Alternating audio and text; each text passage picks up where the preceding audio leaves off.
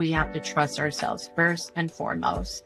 And that is a process. And we all need a guide, whether you call them a coach or a therapist or a healer or a social worker, like a mental health counselor, it doesn't matter. Someone to reframe those painful, stressful thoughts. As survivors of childhood trauma, and many of us are survivors, but we just don't know it because we're still in denial.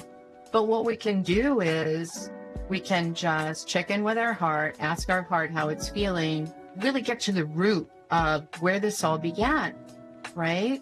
And knowing that if it doesn't serve us or support us and it's actually hurting us, then we can shift out of that very lower vibrational emotion into one of joy. We can move out of fear, survival, lack, victimhood, self-pity, low self-esteem, and we can gradually move up the ladder.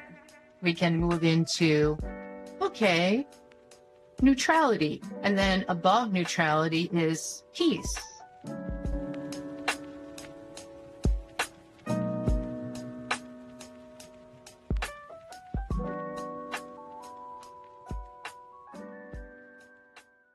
Yeah. If we want to shift the consciousness of the planet to ascend, to ascend altogether into a higher dimensional frequency of, loving kindness, equality, inclusivity, and community, we need to do that. We need to find our tribe, because that's what we're meant to do as humans anyway. That's how we have survived as a human species.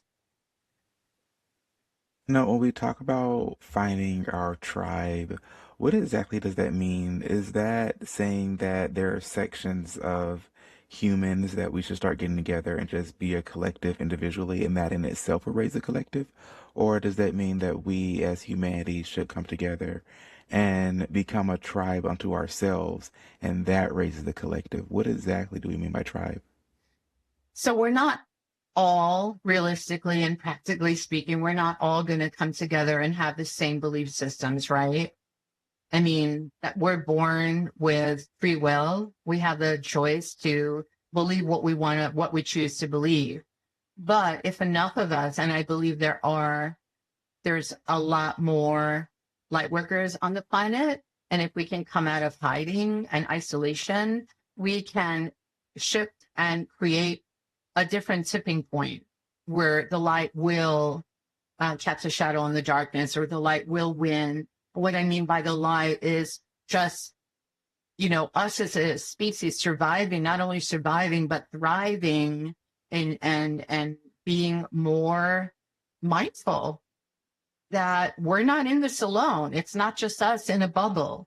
And so we can create the change. And we have seen that we've created the change, like politically, geopolitically, globally, that small steps, like baby steps even, can make a difference, but hiding or being in denial will just allow whatever unkind forces out there that are just about that, themselves, like self-centered, or just, those kind of forces that we see in power, actually, in government systems. We can, and we have seen that we can make a difference for all of us, to make the quality of our lives, to improve and to raise the frequency, make the quality of our lives better for everyone, no matter what, no matter what is happening out there, no matter where you come from, no matter what you look like. You know what I'm talking about, right? No matter what your class is.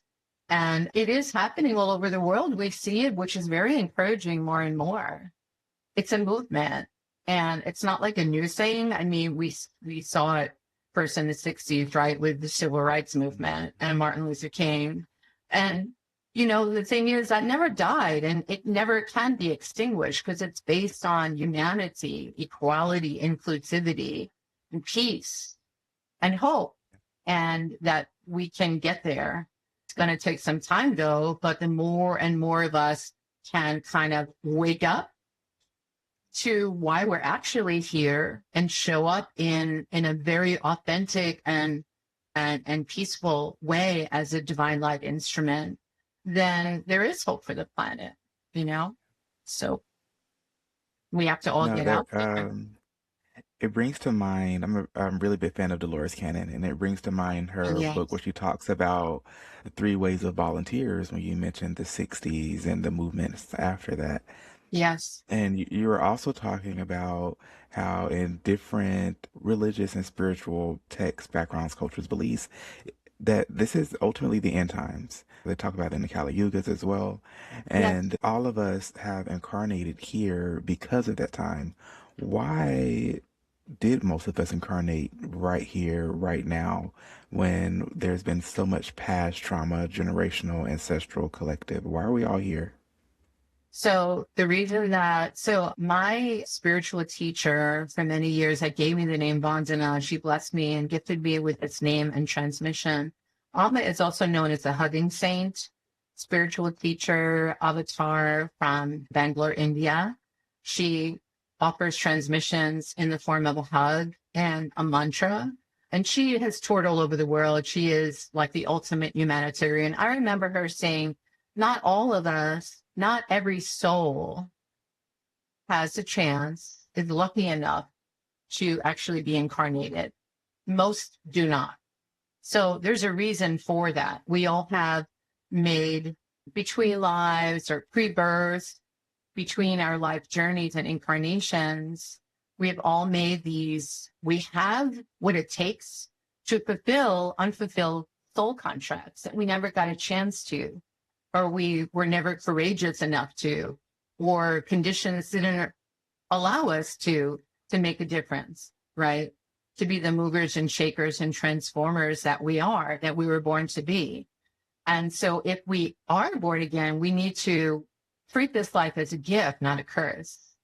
And we need to do the best job that we can to clear our karma from all of those incarnations, you know, and to forgive ourselves and take ourselves off the hook, right? And that to really that we have, this is an opportunity this lifetime. This can be an adventure. I was listening to a woman who's, I think, 87 years old on a podcast based on the inner child work. It's called ACA, which is a 12-step program that stands for Adult Children of Alcoholics and Dysfunctional Families. And she said that she was brought up by her parents to look at life, at this life, and this as an opportunity, this existence as an opportunity, but also as an adventure. And she said she raised her kids, right, who are probably like in their 60s, to look at life as an adventure, and that every day is like we can begin again, we can rebirth, you know, those parts of us who are still hurt, injured, or wounded. And that's mostly like what happened early on to us, you know, that may have, it didn't actually, it can never really defeat us or define us. And so we need to look at all of that and just never give up. That's another Buddhist thing that we say, you know, we chant Nam Myoho Renge Kyo, never give up. That is a great mantra too. When you really want to like get free and liberated from all the suffering on the planet, and there is a lot of suffering, instead of feeding on that suffering or letting and draining our life force energy, we can actually look at it from the lens, through the lens of compassion, holding that, but not absorbing it and not allowing it to hurt us or spread like a disease, you know, all over the planet, because that would be easy, especially if you have a good heart and you want the best for everyone. That is not serving you, and it's a disservice for everyone. We want to imagine and envision that whatever good that can come out of this situation, we want to trust that it's on its way. You know, we want to actually embody that energy and see it and feel it and invite it into our lives every day, right? And see the best actually unfolding. It's trust, it's total trust. That's what we have to learn how to cultivate, especially if we were not raised by adult caregivers who instill trust in us. And it starts with ourselves. We have to trust ourselves first and foremost. And that is a Mm. process. And we all need a guide, whether you call them a coach or a therapist or a healer or a social worker, like a mental health counselor, it doesn't matter. Someone to reframe those painful, stressful thoughts. I love that so much. As we're talking about doing this work and the healing and going on this journey, there's so much to be said about love, self-care, and taking care of your own heart space. So Yes. when we're talking about the heart space and talking about having that faith, that trust, how do we get in touch with not just our heart and ourselves, but with those that are here to help us, and not just in the physical, but perhaps in the spiritual as well, our spirit team, our angels, God, source, universe. Yes. My How do favorite. we, My how do favorite. we, how do we get to the heart, and how do we get in touch with our spirit team? First of all, we have to be open and willing to do that, to be that clear and pure channel of light. We have to learn how to be with us, how to accept all of the parts of us that we judge, right? How to kind of release the voices of the inner critic, the inner judge, and just hold our heart space, breathe into our heart space, allow at least 10 to 15 minutes every day, waking up and before going to bed, to really ask your heart, because it has its own wisdom and emotional intelligence. What are you feeling right now? How can I own and honor what it is? So how can I express it safely and productively? And what am I actually feeling? Because as survivors of childhood trauma, and many of us are survivors, but we just don't know it because we're still in denial. But what we can do is we can just check in with our heart, ask our heart how it's feeling. There's actually an emotions wheel that I offer my clients and students, which actually helps us to identify confusing multi-layered feelings and emotions and understand, like, really get to the root of where this all began, right? And knowing that if it doesn't serve us or support us and it's actually hurting us, then we can shift out of that very lower vibrational emotion into one of joy. In other words, we can move out of fear, survival, lack, victimhood, self-pity, you know, low self-esteem, and we could gradually move up the ladder. We can move into, okay, neutrality, right? Like, you know, I'm not going to get attached to anything. I'm neutral, right? I'm not going to take that on. And then above neutrality is peace. Like, okay, like, and safety. Like, basically, right now, everything is okay. I'm not in danger. The danger is over. And then move to joy, like finding little things every day to feel joyful about, like, and grateful about. Right? Like, I'm joyful and grateful for this conversation. What about you? Open your mind and expand your consciousness. Welcome to Chakra Wonders, where style meets soul. Designed to uplift your energy and inspire your path to higher awareness. Every piece is a reflection of the cosmos and the power within you. Explore our collection and discover what resonates with your soul. Visit chakrawonders.com and step into conscious living. Chakra Wonders, conscious style for a conscious world. Oh, yeah, I love this. This is it's so great. As we're talking about going up the ladder of emotions, it brings two things to mind. One of them is Pavlov's hierarchy of needs, and then the other is the chakra system. And it's so Mhm. interesting to me how closely those parallel each other. We start talking about safety and finding love within the self, joy, peace, happiness as we raise up. And one being from a psychological standpoint, the other one being from a spiritual standpoint.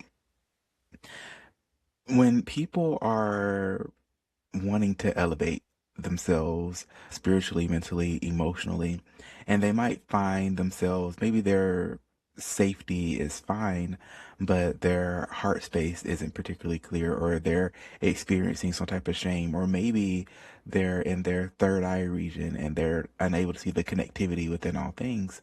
Yeah. How do you help people clear and come into balance with those energies?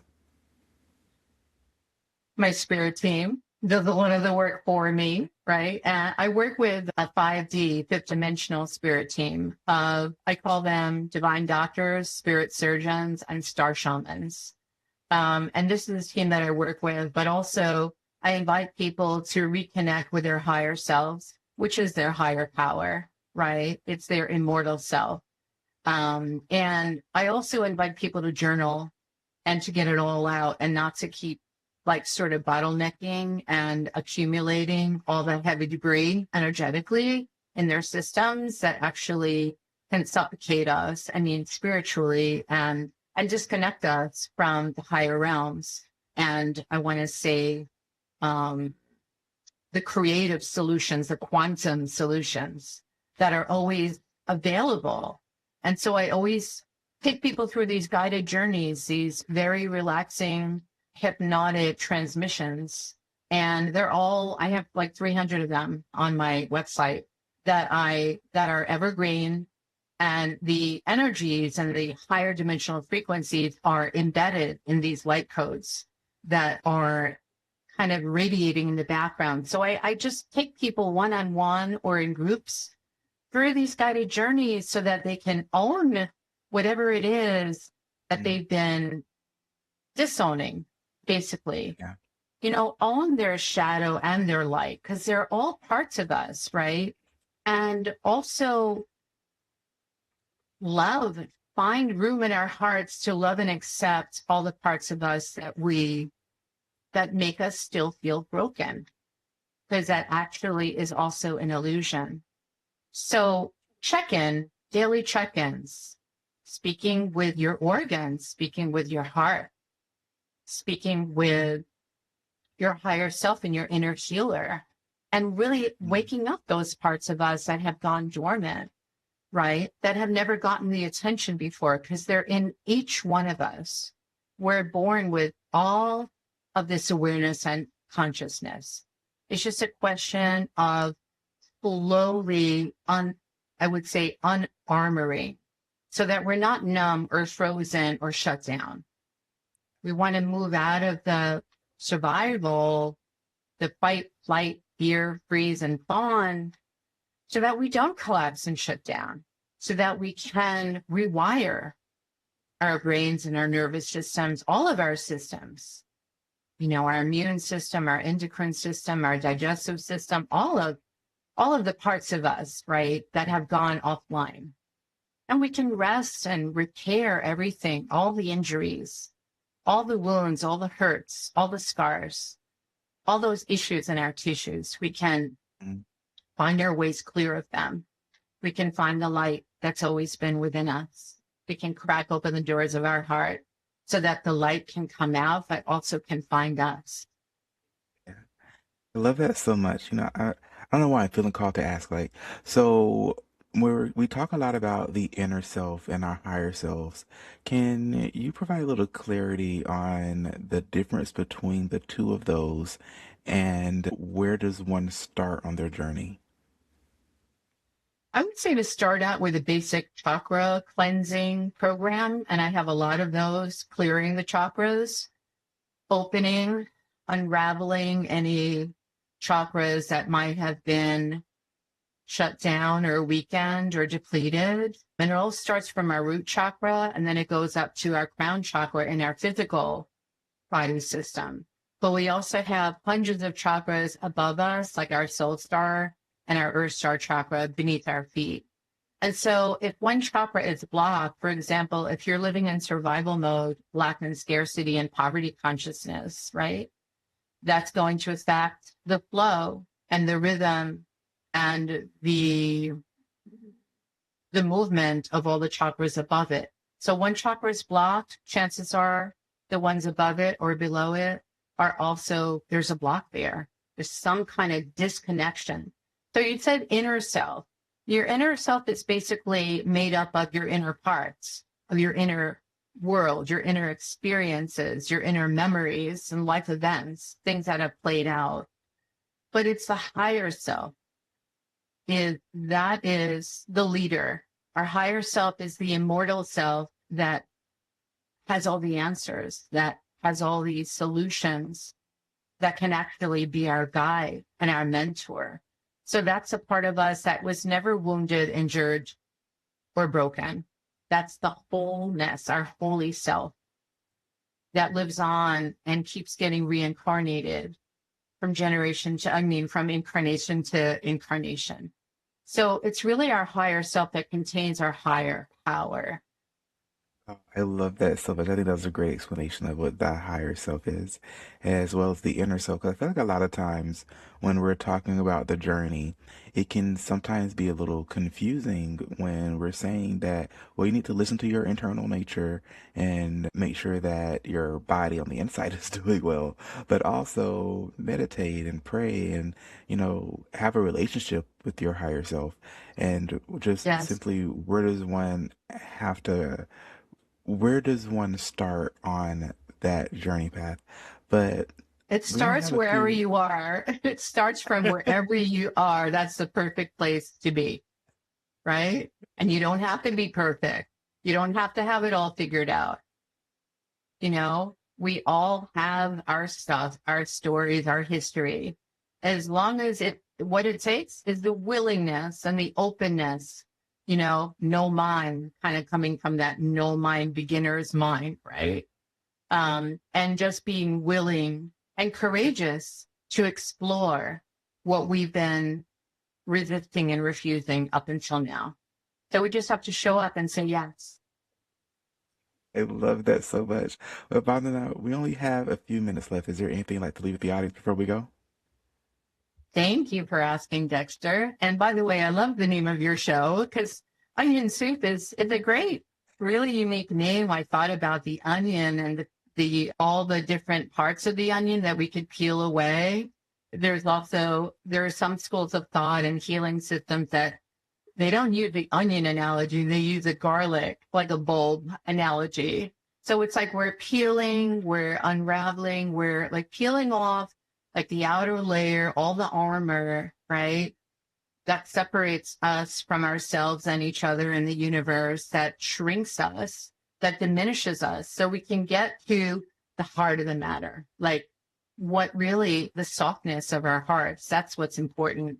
And if there's so many people have childhood traumatic experiences or come from a family where their parents were or caregivers were hurt themselves. You know what they say, hurt people hurt people. So I've created a course that integrates Reiki with inner child reparenting, because we can all learn how to become our own loving parent. It's a step-by-step process. And I put together this new healing system and modality. And I will share the link with your audience if you'd like me to. And that's a program. It's a 4-hour course, and you don't have to be a Reiki practitioner, which is great. You don't have to have it all figured out. You don't have to have certification in Reiki or be a Reiki master. I created all new symbols that we can work with because it's all about intention setting, right? And it's all about freeing and liberating the inner child that we've learned to hide and exile, that's buried deep down in the pit of our stomach. We want to liberate the parts of ourselves that contain the innocence, the joy, the adventureness, the curiosity, the compassion, the playfulness, right? We want to unburden all of those parts of us from in utero through the birth process, our inner infant, toddler, youngster, adolescent, teen, all the way up to the age of 25. So if you've had difficult experiences from the past that are still unprocessed and unhealed. The brain is developing developmentally up until 25. So we're not just saying the inner child, we're including all of those ages, right? And so this program will help to heal and reassemble all of those parts so that you could feel whole again, whole, complete, have a sense of closure and peace, and like everything is actually all right. Like I want to look forward to tomorrow and the day after, and I have a purpose and I know who I am. I can easily identify my feelings. I can check in where my heart can tell me these things. And that's the solution really to, I think, what all the problems of humanity. And this is called the Inner Child Reiki Practitioner Program, or Inner Child Reparenting. Remember, you don't have to have training or be attuned to the traditional Reiki symbols. So it's open to everyone. Well, thank you for sharing that. But thank you so much, Vandana, for coming on, and we will have Of all that course. information in the show notes down below. Please reach out to her if you need any help as far as Reiki, trauma, therapy, coaching. Vandana is the one to go to. Thank you for coming on. I want to thank you all for tuning into this episode of Onion Soup. As always, please have a blessed rest of your day. Bye. Thank you so much.